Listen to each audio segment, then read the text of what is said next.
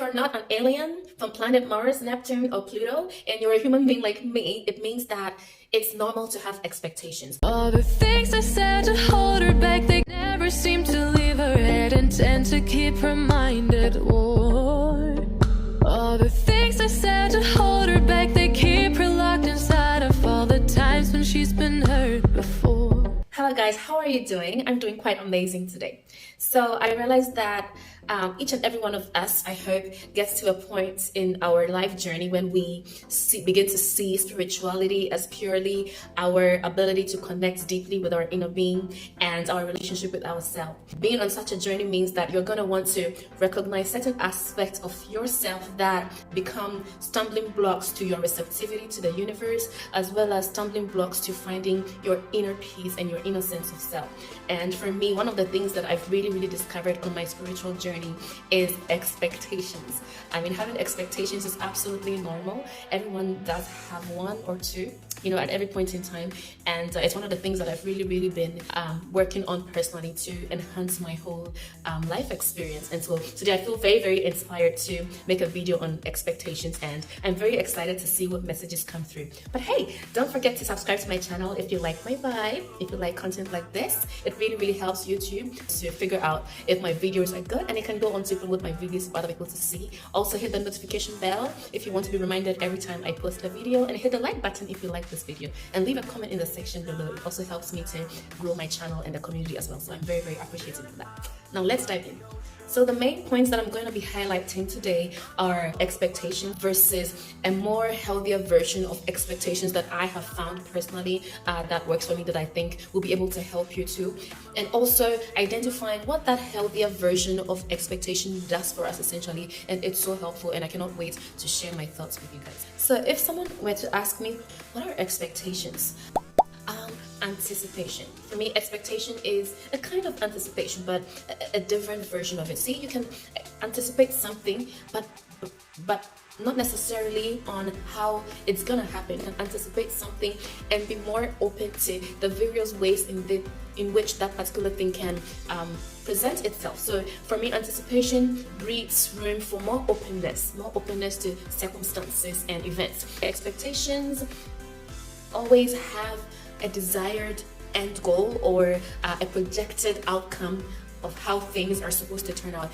With expectations, you're thinking, well, it's supposed to happen exactly like this. It's supposed to be like that at this time, at this place, in this dress. And if it does not happen like that, then my whole world is crumbling down. It's what it means. And so if you ask me, expectations equal to constant anxiety, because when you're always thinking that things need to happen in a specific way, you're always held captive by that expectation, and so you're never feeling free, you're never at peace with yourself, and you're always thinking, when will this happen? When will it happen like this? When will I have this? You are in constant anxiety mode, and nobody wants that. When we have expectations, we tend to project the things that we think that other people or the universe or God, whatever you believe in, we begin to project onto other people what we think that they're supposed to give us, which is actually should I say, not the right way to approach the things that we want and the things that we expect to have in life, because nobody in this world can ever meet your expectations, and nobody in this entire planet can ever give you the things that you want, because you have to give to yourself first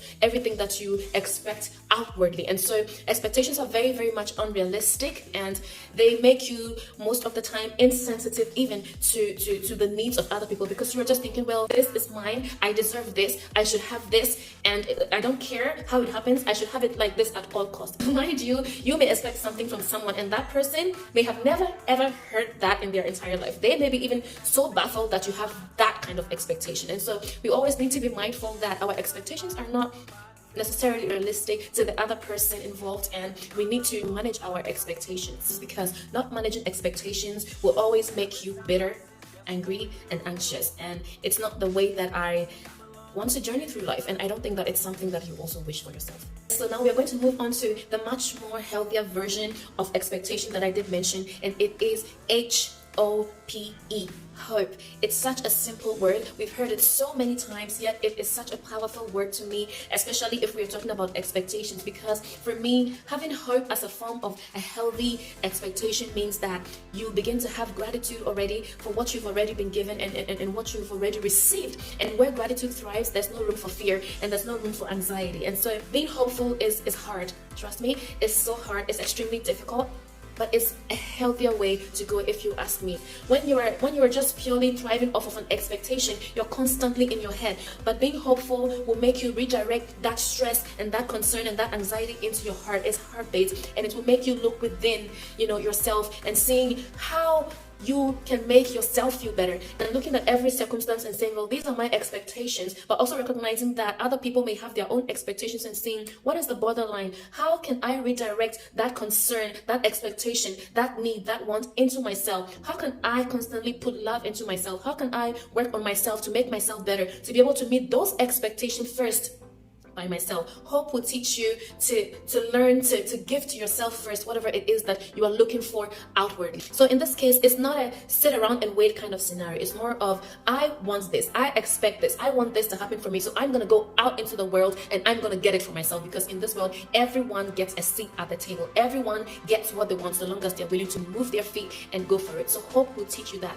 Hope will also teach you humility and patience, and it will take you out of that constant mentality of entitlement. You feel entitled to things because you have put in so much effort into something. You feel that you have directed your energy, your resources, and whatever it is that you have invested into something, and so you think that per that investment and per that energy that you have invested into that thing, you need to have things a certain way.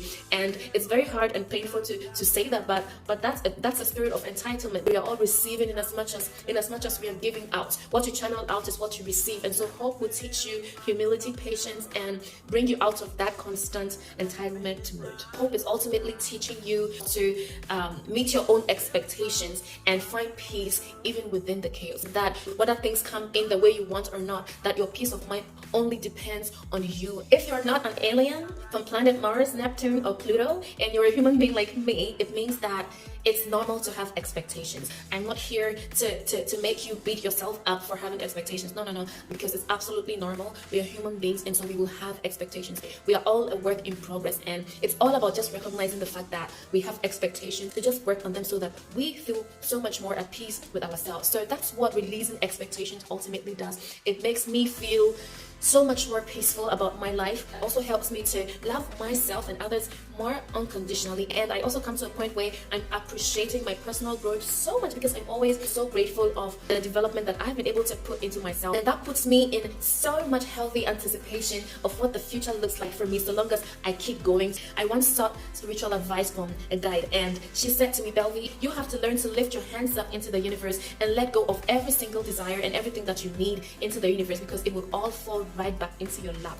And that word she said to me was so profound. It has stayed with me, and I don't think I will ever forget it. It's all based on the concept of believing that whatever is meant for you will come in its due time. Remember that the universe or God or whatever you believe in is always working for us, not against us. Oh, and lastly, I want to say, let's cut people some slack. Let's cut the universe some slack. Let's cut God even some slack, because imagine he's got 8 billion people to take care of on this planet. Can you imagine that? I don't think I can handle that. How about you? Thank you for watching, and I hope that this video gave you a moment to reflect on something that I find really, really significant in our spiritual journey and our relationship with ourselves. And don't forget to hit the subscription button and the notification bell if you like this content, or give me a thumbs up on the video, or share your comments in the comment section below. I will be really, really thrilled to read them, and I do respond to every one of them. I'm so happy to have you share this moment with me, and I look forward to seeing you in my next video. See ya.